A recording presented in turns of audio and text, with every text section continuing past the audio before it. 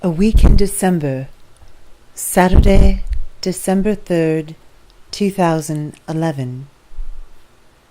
I'm driving my family to see a vapid American comedy at an expensive shopping mall in central Moscow. Snow is late this year, and the city feels like it has been plunged into a permanent wet darkness. Excessive lighting on the garden ring, the 8-lane road that circles the city center, does little to change that feeling. But I am struck by a giant illuminated structure. One might call it a poster or a billboard. But neither description would do justice to the scale of the thing. It sits atop a 2-story building from the 18th century, and it appears taller than the building. It is backlit and also illuminated brightly around the edges, some sort of King Kong digital photo frame. Inside the frame, Putin and Medvedev, one wearing a red tie and the other a blue, look resolutely past each other over a giant caption. United Russia. Together we will win. Tomorrow is the parliamentary election. That makes today, by law, a day of silence, meaning any and all campaigning is banned, outdoor advertising included. I pull over at an intersection, take a picture of the monstrosity with my cell phone, and upload it to Facebook. Within an hour, the picture collects 17 comments, but no world record, but more reaction than I expected on a Saturday night. Even more surprising, those commenting are not my usual gang of politically engaged friends.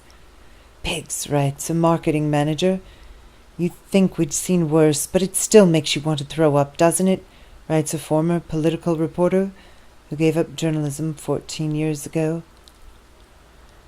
I've not voted in a parliamentary election for more than a dozen years, because Putin's laws rendered elections meaningless.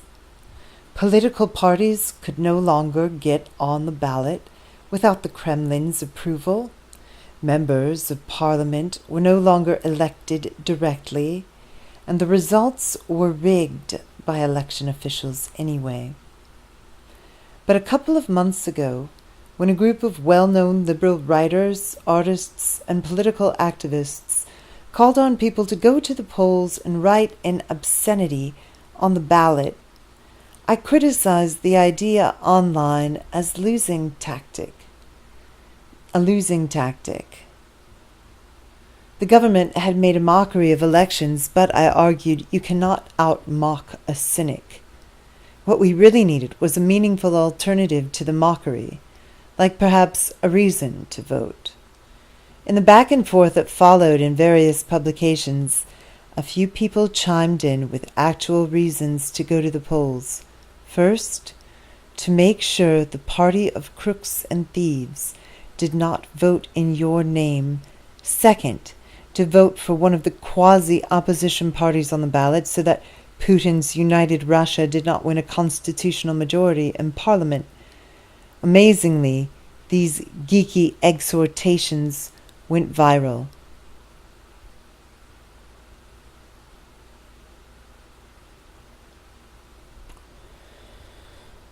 Having written her dissertation on elections, my girlfriend is a principled always voter. She woke up the other day and asked me, "Did I dream it? Or did you say you were going to vote?" "Yes, I'm going to vote." "Why?" she asked. "I can't quite explain it," I said, "but I feel something is afoot." I said this because over the last few days I've had several discussions with my friends who are also going to vote. We've been trying to decide which so-called party to pick, and thousands of people, including a number of my friends, have registered and trained as volunteer election observers on either on their own or as part of an effort called Citizen Observer, organized by a prominent political scientist, Dmitry Oreshkin, who also happens to be my girlfriend's father. They will be spending tomorrow at the polls, trying to forestall attempts at falsification, and people are discussing the picture of Putin and Medvedev on my Facebook page as if, all at once, they really cared. I go to the polls a half hour before they close, as the geeks told me to, so that I can catch the election thieves red-handed if they have already used my name to vote. But no. Neither I nor my 91-year-old grandmother registered at the same address as voted. Nor do I observe any other violations. I cast my vote uneventfully, photograph it, post it to Facebook as a potential aid in exposing vote count violations, another geek idea, and go to a former colleague's 40th birthday party. It is a mixed crowd, book publishing people, journalists, designers, and at least one wealthy manufacturer.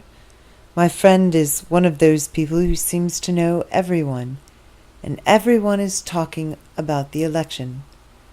30-somethings come in declaring, "I voted for the first time in my life." After a while, it gets predictable that anyone who reached legal majority after Putin came to power will utter this phrase within minutes of walking through the door. A couple of guests who worked as volunteer election observers regale us with tales of violations. Young people who were paid to hide prepared ballots under their clothing and slipped them in along with their own.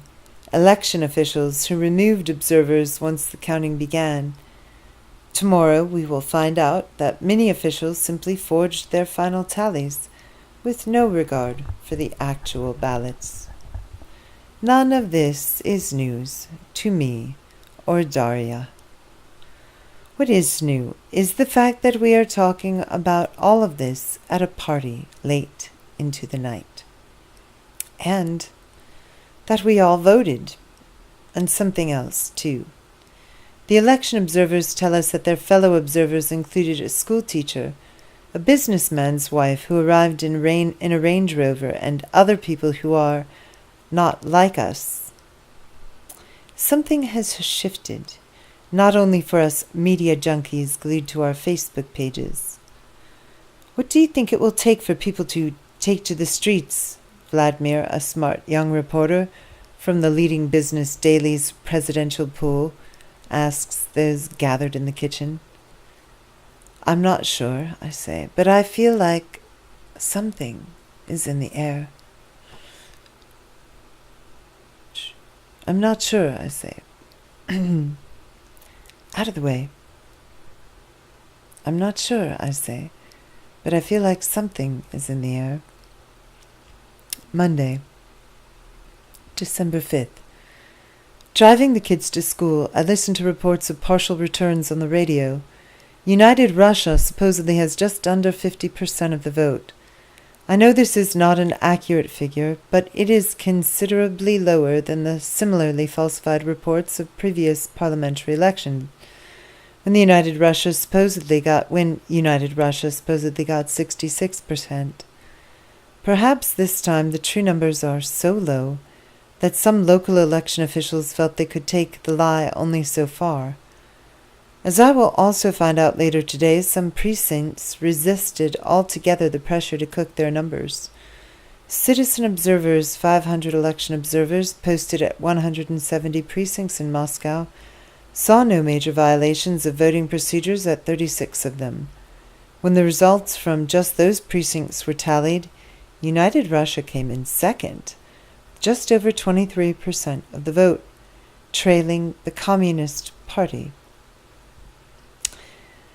Assuming this selection of precincts was representative, it would appear that the official count more than doubled the real one.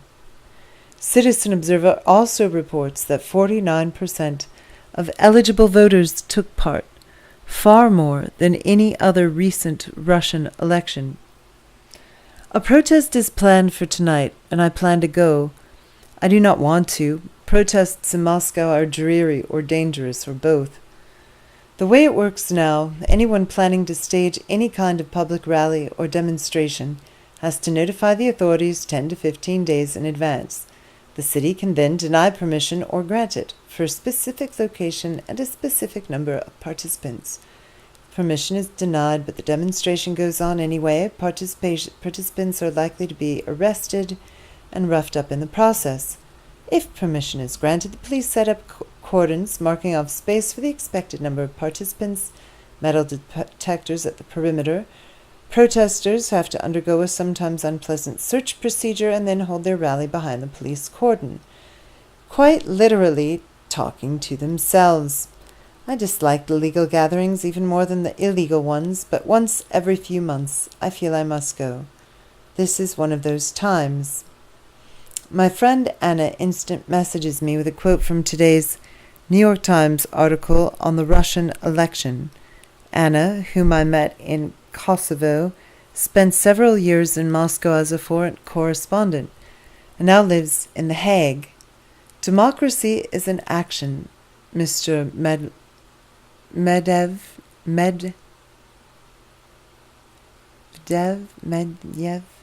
is it Medvedev? Mr. Medvedev said, standing with Mr. Putin at United Russia's campaign headquarters, where both appeared a bit shaken. She adds, if it wasn't so sad, it would be quite funny. Yeah, I respond, something is afoot, but it isn't going anywhere. And I go to the protest. It is still unreasonably warm for Moscow, which means it is cold and miserable, temperature around freezing, pouring rain.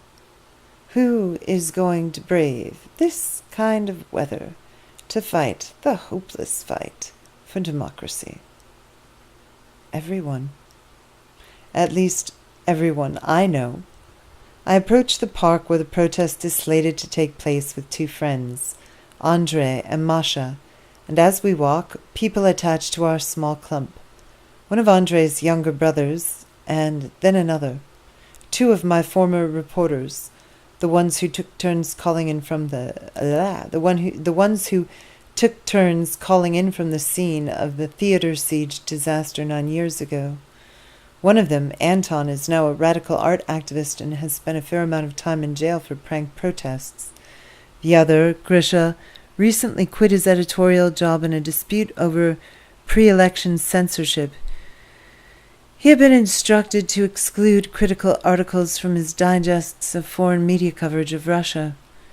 As we draw closer, we cannot even make out the metal detectors through the crowd. Then word spreads. The cordoned-off area has filled up. The police will not be letting any more people through. This means there are at least 500 people in the park, and that, by contemporary Moscow standards, is huge. We walk in the street along the park, looking over and over a low fence. There are not hundreds, but thousands of people in the park. We find ourselves in an informal phalanx about 10 across. Parked all along the street are buses that brought the police here, and waiting prisoner transport vehicles. We are blocking traffic, Andre says. They'll detain us. The police looked on indifferently as about the dozen of us climb over the fence to join the demonstrators. The rain keeps coming. My hair is soaked. My feet feel like they're about to fall off.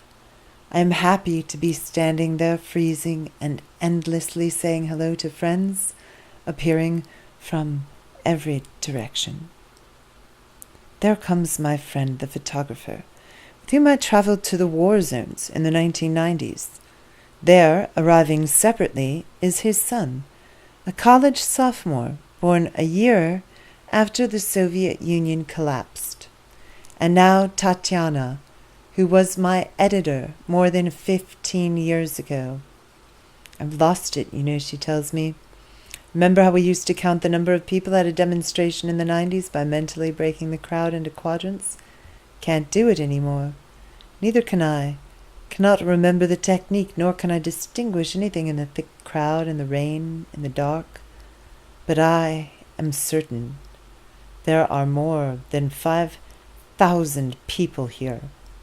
Estimates will range up to 10,000, and that makes this the largest protest in Russia in over 30 years.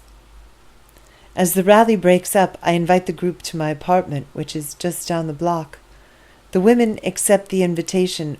Estimates will range to 10,000, and that makes this the largest protest in Russia since the early 1990s. As the rally breaks up, I invite the group to my apartment, which is just down the block. The women accept the invitation, but the men say they are going to join a march to the Central Election Committee building. The march is clearly illegal, and I fear they will be arrested. Indeed, there will be about 300 arrests, and there will be violence. But there will be something else too. In about an hour, when I am cooking a late supper, and people are sipping cognac in my apartment, still trying to warm up, Grisha will tweet that Andrei has just pulled his 2 younger brothers out of a prisoner transport vehicle by their coat collars. In another hour, 6 young men, Grisha, Andrei's 2 brothers, and 2 men I have not met, will be at my apartment, disheveled and self-satisfied, in a romantic, revolutionary way, embellishing the story of the prisoner's rescue as they tell and retell it. I think, I have seen this before. This is the moment the fear lifts. Someone enters a prisoner transport vehicle to rescue his brothers, and the police in riot gear move aside and let him. It is a tiny moment of great change. The young men eat and decamp to the police precincts where their less fortunate friends are being held. Tuesday, December 6th. Driving the kids to school, I choose the route that takes me past a police precinct where some of last night's detainees were taken. I see a small crowd just outside. About 100 people spent the wet, freezing night here, demanding unsuccessfully that lawyers be allowed into the building. Another illegal protest is called for tonight. All day I debate whether to go, and finally decide against it. I've taken part in illegal protests before, and have always managed to slip away, once sliding between a riot's cop's legs. But my girlfriend is 7 months pregnant, and it seems a particularly bad idea to risk 15 days administrative arrest, which is what many of the detainees will get. I go about my business with a strange feeling. I go to the gym, then to a cafe, to meet with the general director of the publishing house where I am going to start working next week. The cafe is not far from the square where tonight's protest will take place, and because of this my phone's reception keeps fading in and out. Word has it cellular service is being jammed. Driving home, I pass armored vehicles and police buses, which now seem to be parked in every square in the center of town. According to radio news reports, tens of thousands of police have been pulled into Moscow from other cities. I do not register where I learned this, from a friend, from Facebook, from the radio, but another legally sanctioned protest is scheduled for this Saturday. That makes the troops and the jamming feel more exciting than ominous. Monday's protest was not a fluke. Perhaps this is not necessarily going nowhere after all. I worry, though, that the brewing revolution has no unifying symbol, no clear slogan. At 2:43 a.m., an advertising executive named Arsen Revazov writes a Facebook post, "The Snow Revolution or a Clean Slate." When and if the Snow Revolution or a Clean Slate. Arsen Revazov. At 2:43 a.m., an advertising executive named Arsen Revazov writes a Facebook post, "The Snow Revolution or a Clean Slate." When and if several million people put white ribbons on their arms or tie them to their cars, when and if several million people put white ribbons on their arms or tie them to their cars, to their handbags, or to their lapels, etc., it will become impossible to forge or falsify anything at all, because it will all be out in the open and everyone will know. It will snow. The entire city will turn white. Citizens don white ribbons. First they are 10% of the population, then 30, then 50, then 75. Once it's more than 30, no one is afraid anymore. And suddenly, everyone, or almost everyone, loves and respects everyone else because of this. We have to keep this up through March. Then God will decide. I am convinced that if several million people don white ribbons in our city, everything will change for the better fast and without violence. Within hours, nearly 1,000 people liked the post, and more than 700 reposted. Moreover, it turns out that separate white ribbons several white ribbon efforts began a couple hours earlier. The revolution now has a symbol. Moreover, it turns out that a separate white ribbon effort began a couple of hours earlier. The revolution now has a symbol. Another 300 people have been detained at the illegal protest. A friend starts a Facebook group to coordinate aid efforts for detainees. I join, as do several others. By tomorrow there will be regular food deliveries, courtesy of the cafe where I had my business meeting today, and sleeping bags and blankets will be brought or donated for all the detainees who are otherwise reduced to sitting on hard benches or standing. The group is called Help Revolution, and at 3 a.m. I am bursting with pride to have been made an administrator. Wednesday, December 7th. Before I went to bed last night, the number of people who clicked "I'm going" on the coming Saturday demonstration's Facebook page was nearing 3,000. This morning it is over 5,000. 80-year-old ex-president Mikhail Gorbachev has called for a revote. In a post for the International Herald Tribune opinion blog, where I am a regular contributor, I describe Monday's protest and try to put into words what is by now the unmistakable sense that Russia has passed a turning point. The problem with the Soviet regime, and the one created by Vladimir Putin in its image, the problem with the Soviet regime, and the one created by Vladimir Putin in its image, is that they are closed systems whose destruction is unpredictable. There is no obvious cause and effect relationship between street protests and the ultimate fall of the regime, because there are no mechanisms that make the government accountable to the people. Even the most obvious recent parallel, Ukraine's 2004 Orange Revolution, fails as a model. There, the standoff between street protesters and the government that had stolen an election was resolved by the Supreme Court, which ordered a recount and a revote.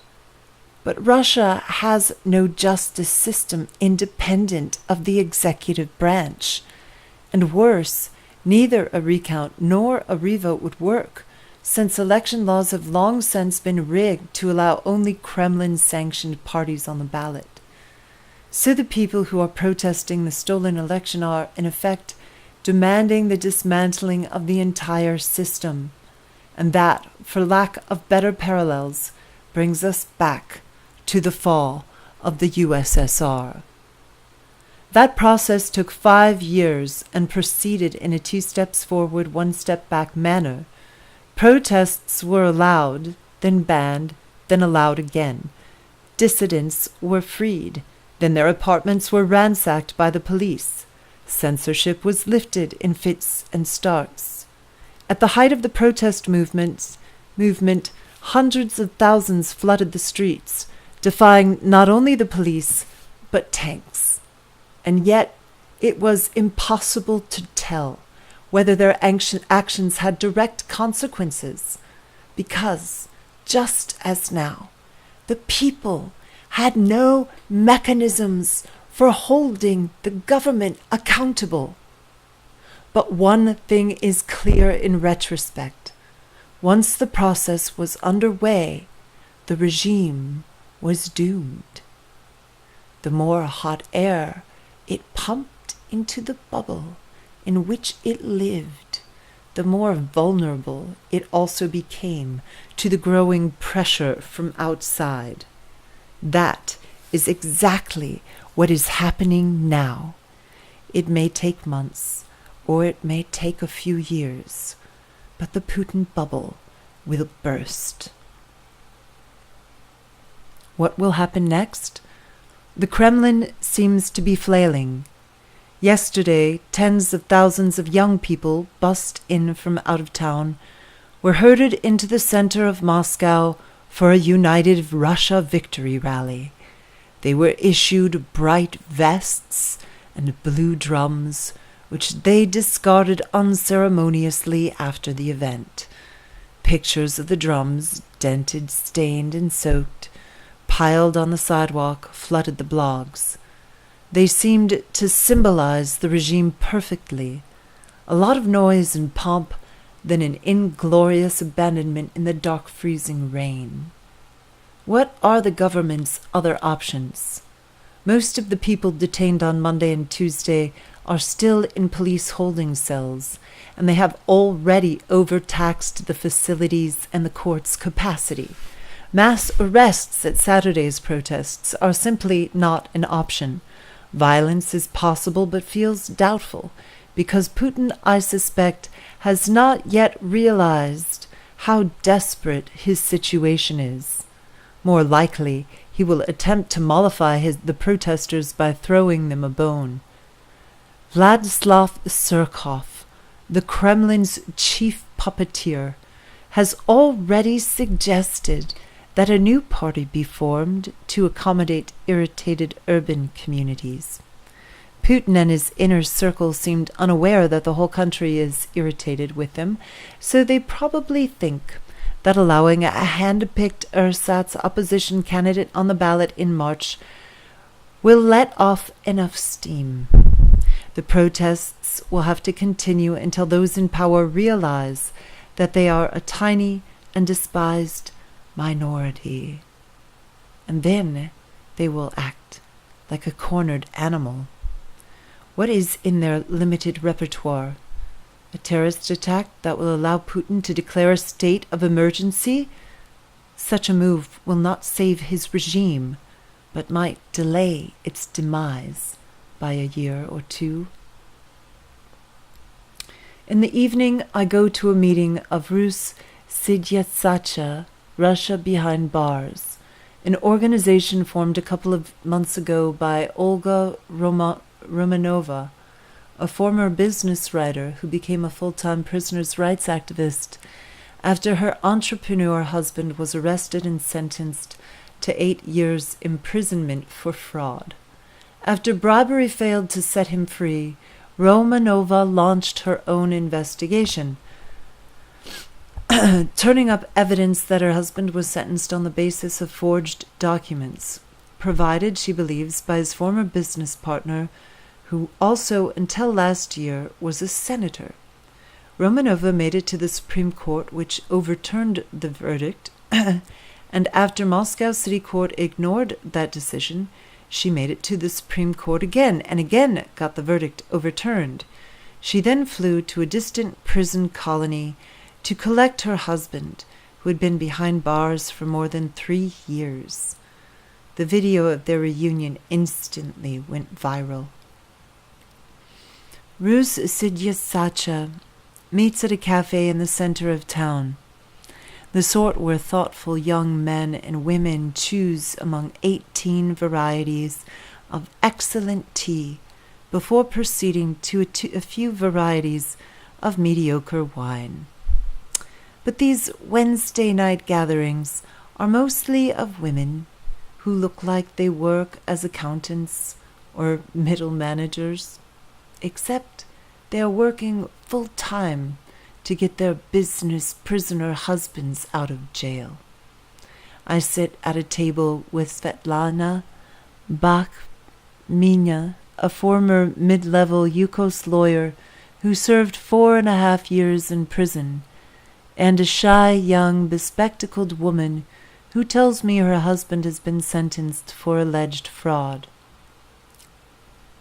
And here is Eric Murtazen, shouts Romanova, who is 45 and heavy-set with dyed red hair. What am I reading? Okay. I sit at a table with Svetlana Bakhmina. Sit at a table with Svetlana Bakhmina, a former mid-level Yukos lawyer who served 4.5 years in prison, and a shy, young, bespectacled woman who tells me her husband has been sentenced for alleged fraud. And here is Eric Murtazen, shouts Romanova, who is 45 and heavy-set with dyed red hair. A slight man in his late 40s enters. He is a former television executive from Tatarstan. A slight man in his late 40s enters. He is a former television executive from Tatarstan. Damn it, I knew I would do that. He is a former television executive from Tatarstan. Tatarstan.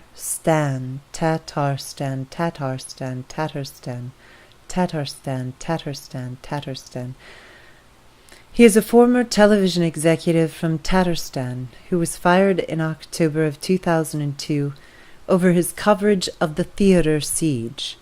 He became a popular blogger and in 2009 was arrested for allegedly libeling the president of Tatarstan.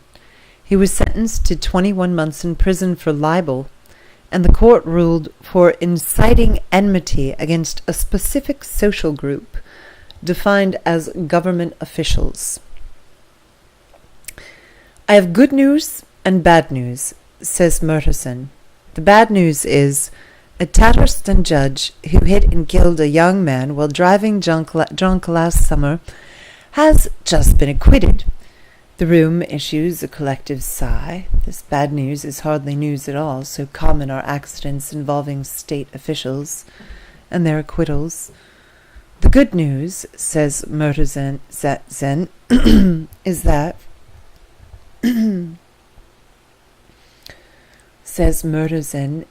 nearly half the justices of the peace who were getting cases of those detained in the protests Monday and Tuesday called in sick today. That's 80 judges with the flu.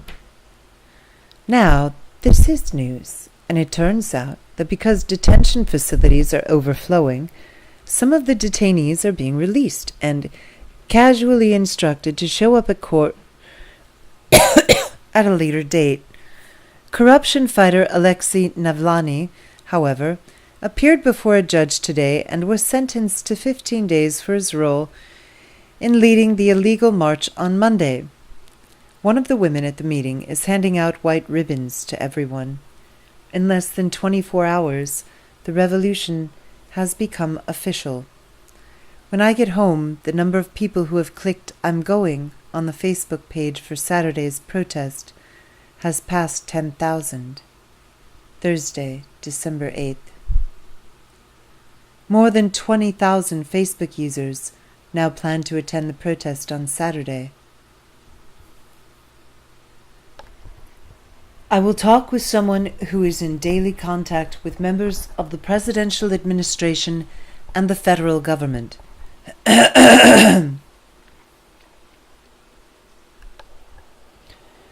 I talk with someone who is in daily contact with members of the presidential administration and the federal government. They are hysterical, he says. No one knows what to do. They make decisions based on the mood in which they wake up in the morning. Yesterday, Medlev wanted to turn off the independent television channel, Dost. We were barely able to stop him. In a few days, I will learn that cable providers did get calls directing them to stop providing access to Dost, but decided to resist the request, citing contractual obligations. No one was more surprised than the owner and director of Dost. President Medlev, meanwhile, has unfollowed Dost on his Twitter account. City workers have hastily started repairs of some kind in Revolution Square, where Saturday's protest is slated to take. City workers have hastily started repairs of some kind in Revolution Square, where Saturday's protest is slated to take place, a classic tactic of last resort to keep demonstrators away. Friday, December 9th. I am anxious. Driving the kids to school, I listen to the radio and worry.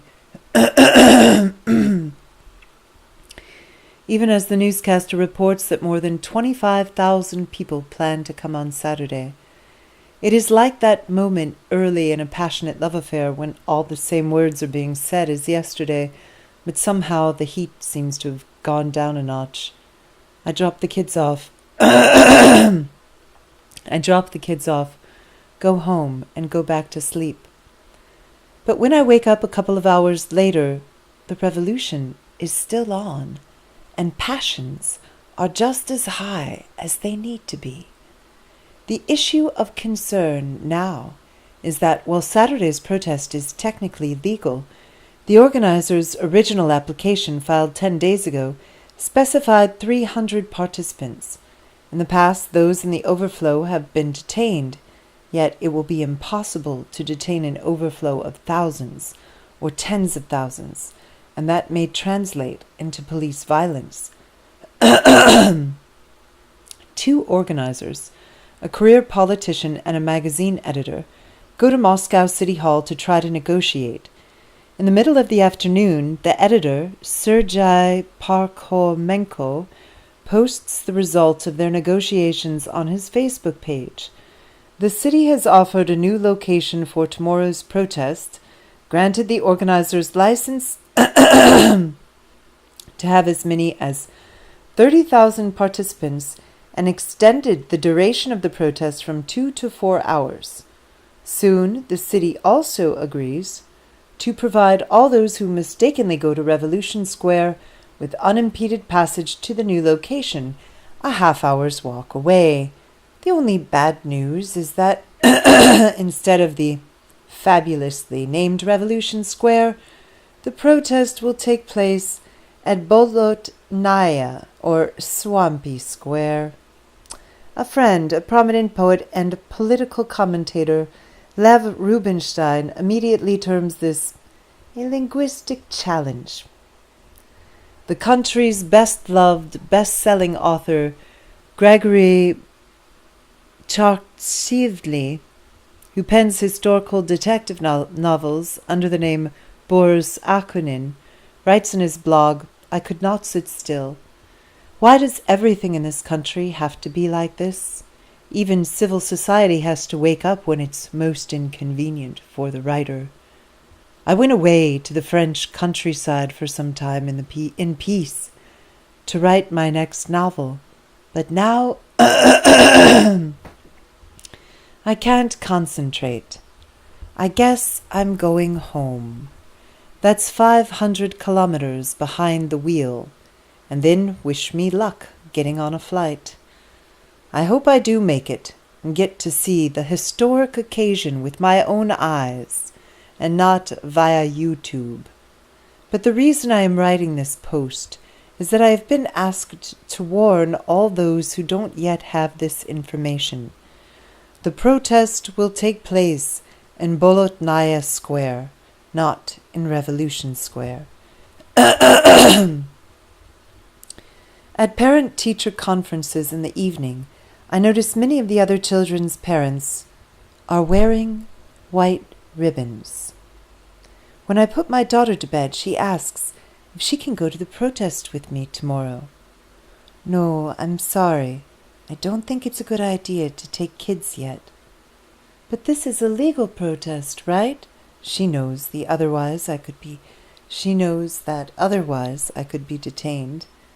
I assure her that it is, and that nothing bad is likely to happen to me. I'll probably be going to a lot of protests these coming months, I say, and I probably won't be able to take you with me, but I'll take you to the last one when we have a celebration. You mean when there is no more Putin? She catches her breath, as if the thought were too much to contemplate. She is 10. She was born after Putin came to power, and she has heard conversations about him her entire life. When my kids were little, they made Putin into a sort of household villain, the boogeyman who'd come to get you if you did not mind your table manners. I put a stop to that, and as they have grown, I have tried to give them a reasonably nuanced picture of politics. But I think I may have neglected to say that no one rules forever. Saturday, December 10th. Driving in from our dacha, where the children and Darya will be while I am at the protest, I listen to the radio and fret. So what if 35,000 people have stated on Facebook that they are going to the protest? I've heard of people getting 700 Facebook RSVPs for a party and not a single actual guest. It is the weekend. After all, people will be feeling lazy. They will want to sleep in or stay at their dachas. They will figure someone else will go to the protest. As I get closer to Boltonaya Square, I see people flowing to it from every direction, in groups, in couples, alone, young, old, middle-aged. People wearing white ribbons, white scarves, white hats, even white trousers, carrying white balloons and white carnations. It still has not snowed, so the white they wear and carry has to compensate. I meet up with a group of friends. Let's try it again. As I get closer to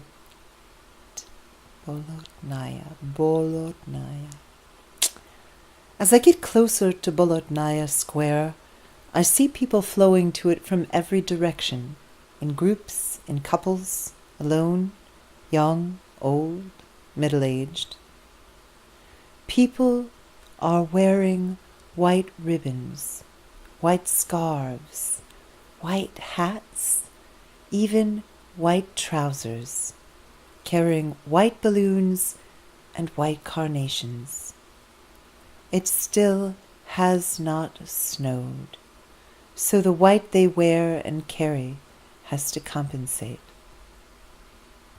I meet up with a group of friends, including Andre and two of his brothers. At the metal detectors, the police are calm and polite. I meet up with a group of friends, including Andre and two of his brothers. At the metal detectors, the police are calm and polite. Inside, we wander the square, scanning for familiar faces. At Monday's protest, I knew everyone was there because I could see them all. Today, I know they are all here because I cannot see them for the crowd. Even texting becomes impossible as the volume exceeds the capacity of Moscow's cellular networks. We gawk at the homemade banners people have brought.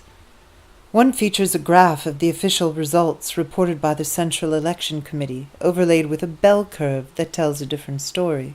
It shows what normal distribution of support for a united Russia would look like. "We don't trust you, we trust Gauss," says the poster, referring to Carl Friedrich Gauss, the mathematician who gave the world the bell curve. "I did not vote for these assholes," proclaims another banner, carried by a young man with a reddish beard. "I voted for the other assholes. I demand a recount." "There are so many people here," very young man shouts into his cell phone, "and they are all normal. I've heard like 1,000,000 jokes, and they were all funny." If you have spent years feeling as if your views were shared by only a few of your closest friends, being surrounded by tens of thousands of like-minded people really does feel like hearing 1,000,000 funny jokes at once. Somewhere in the distance there is a stage. I cannot see it, and I can hardly hear any of the speakers. One of my friends remembers a trick from the early 1990s when people would bring portable radios to rallies and use them to listen to the speakers. She turns the radio on her cell phone. Cellular service may be overtaxed, but this public square features free wireless and gives us the highlights of the speech. We look around and occasionally join in chants. "New elections, freedom, Russia without Putin." The speakers include Boris Akunin, he made it from the south of France in time, a well-loved, long blacklisted television anchor, and assorted activists. Darya's father speaks about election fraud. None of those who pass for opposition politicians, the other assholes, are here. They have not yet gotten the message that power has shifted away from the Kremlin. Navalny is still in jail, so a journalist reads his address to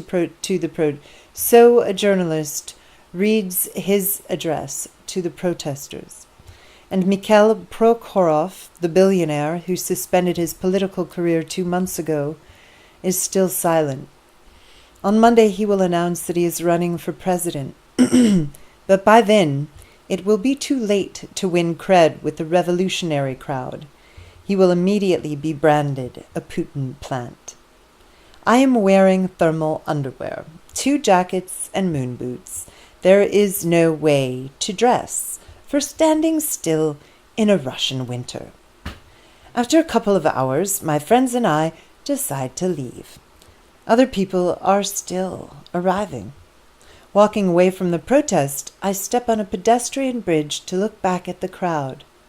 There are a lot more than 35,000 people. Later estimates will range as high as 150,000. We take a large table at a restaurant that, like all the eateries in the neighborhood, is filled with protesters ordering mulled wine in an attempt to warm up. Friends or strangers are shouting to the latest news across the table. Andre is the first to read a couple of lines from a radio station's website. The protest is drawing to a close. A police representative has mounted the stage. He says, "Today we acted like the police force of a democratic country. Thank you." There is applause. At our table there is momentary silence. "This is great," all of us start saying, then looking at one another incredulously. This is great.